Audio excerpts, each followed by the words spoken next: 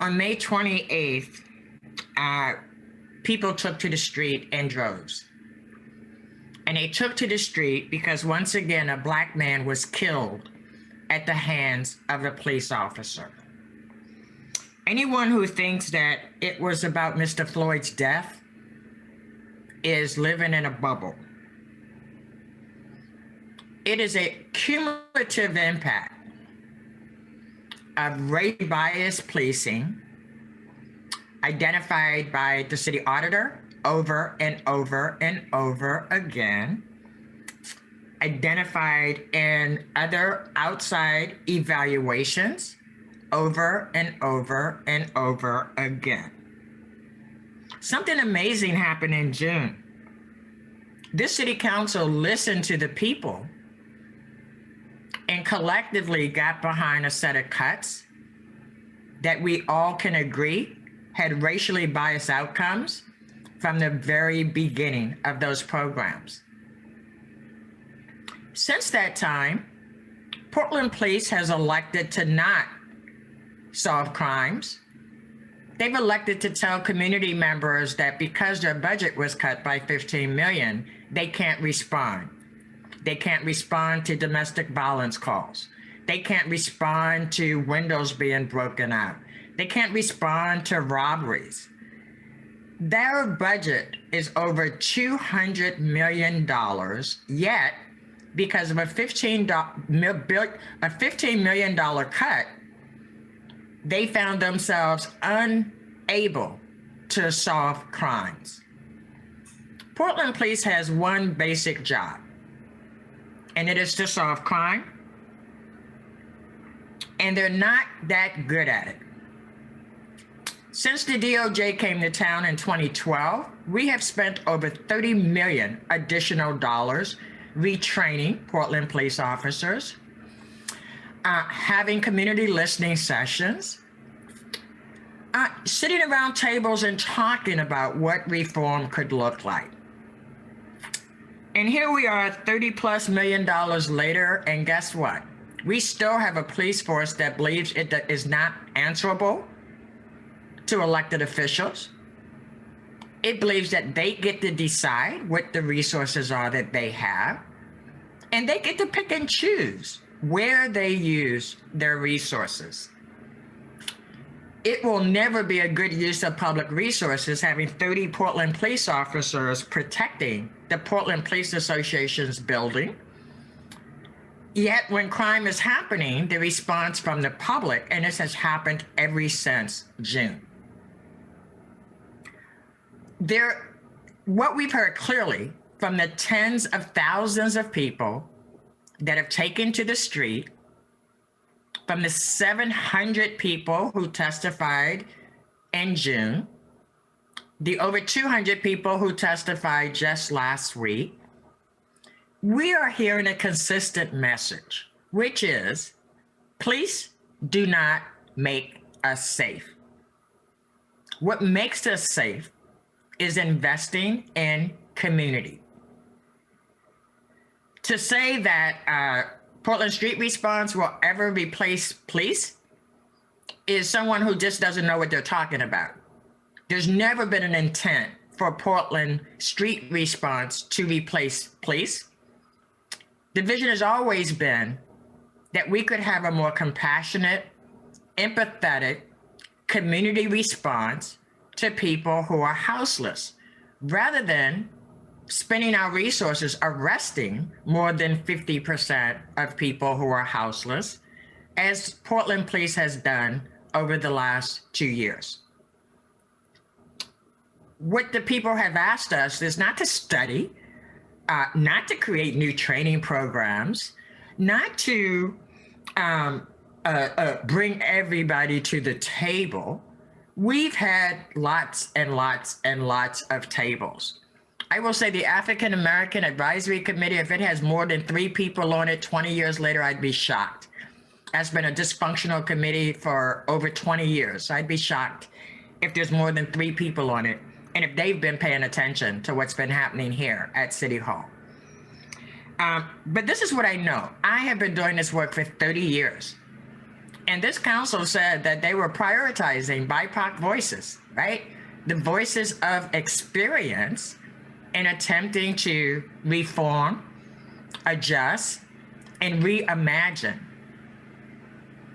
I am disappointed that my colleagues cannot envision a life where police only solve crimes and don't spend the bulk of their time harassing people who are houseless or mentally ill or without other resources. We had an opportunity to really invest in keeping people in their homes, keeping them fed. And while we know nobody actually wants to be a Portland police officer nowadays, to reimagine what we as a community want policing to look like. I can tell you, and by the way, Dr. John Jay has had conversations with Multnomah County Board of Commissioners. The mayor was in that conversation. The DA was in that conversation. Anybody that thinks that my focus is merely on the police, you really have not been paying attention. Our whole criminal justice system is dysfunctional, racially unjust, and provides consistently racially disparate outcomes. I've been around for a long time, and I didn't need a title to be involved and engaged. I just was, because it was necessary. So over and over and over again since May, we've heard this community voice that gave us a really clear mandate that we rethink what community safety looks like. What does it look like when you're poor? What does it look like when you're not white? What does it look like when you have no or limited resources? That's what you have been compelled, at least I've been compelled, what you've been asked to do. But instead, we want to use the traditional governmental approach. Let's have more studies. Let's bring more people to the table. Let's not do something radically different. Let's not think differently until we have different other things in place. What we know is this pandemic has taught us that the community can rely on community members to provide mutual aid support. What this pandemic has shown us, and has really made clear to anybody but the most blind individual around, is that racially inadequate outcomes are systemic in every single governmental entity that we have. I did not come here to play polite, did not come here to sing Kumbaya. I came here to make a difference in people's life every single day. And when the community demands it, I stretch myself more. I don't tell them, this is not the time for that conversation.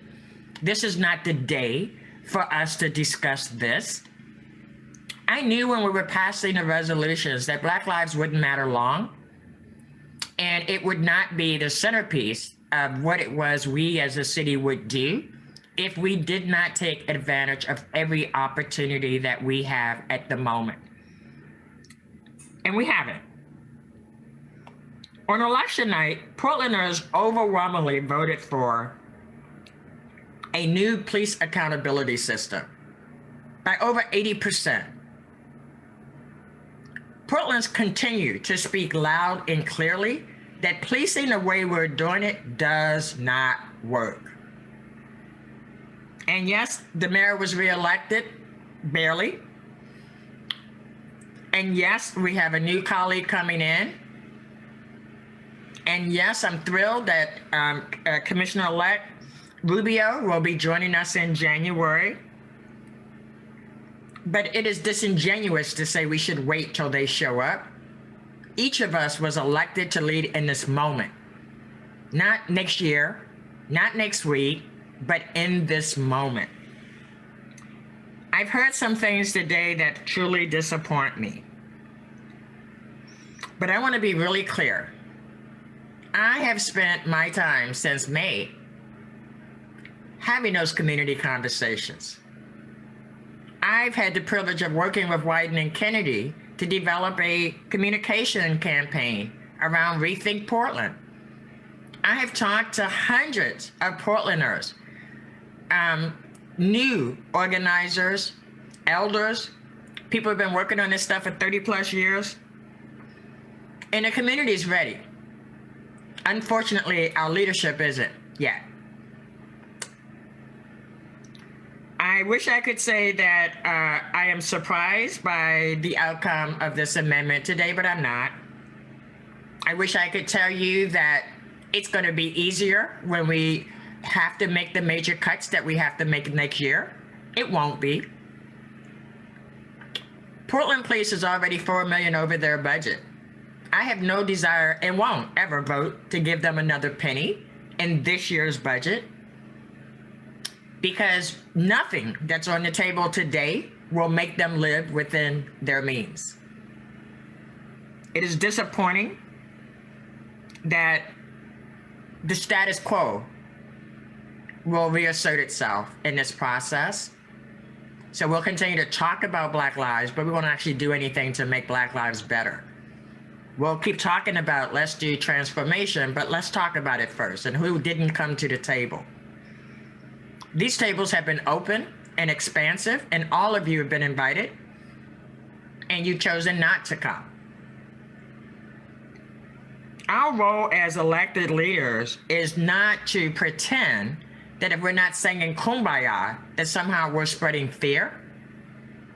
I'm spreading a vision of what's possible. I'm spreading a vision that our community has clearly told us is what they want.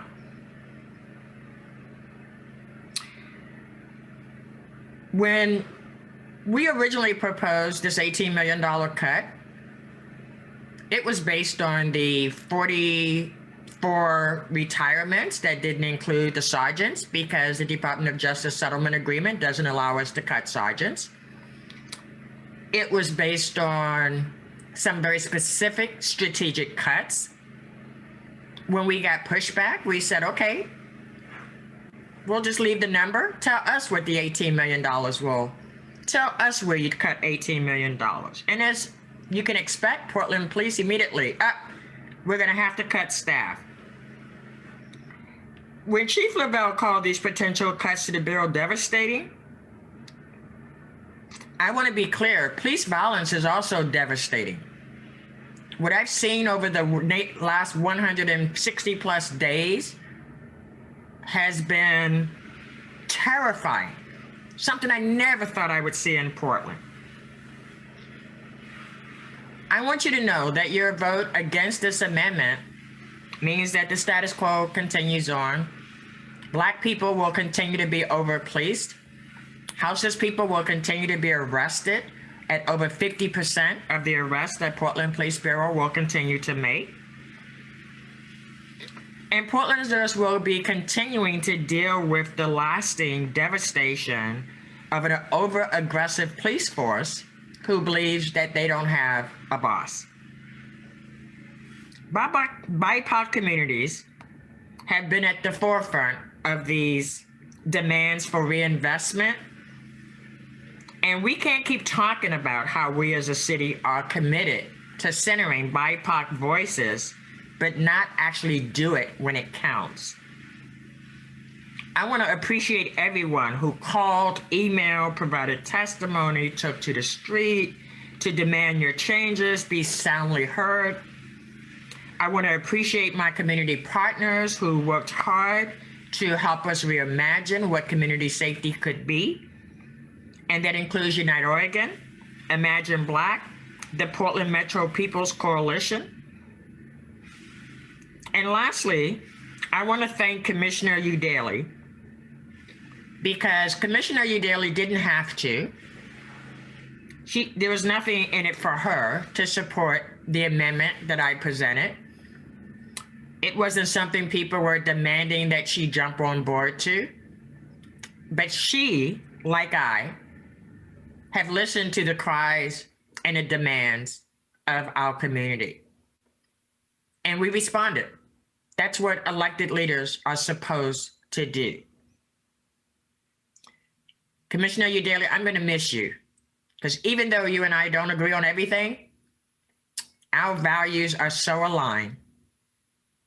And we know that when it counts, we stepped up for our community.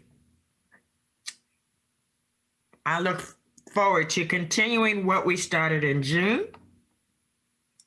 The people have spoken, they're watching, and I'm pretty sure that they're just as disappointed as I am with the lack of courage in this historic moment where just for a second, Black Lives Mattered in Portland. I vote aye.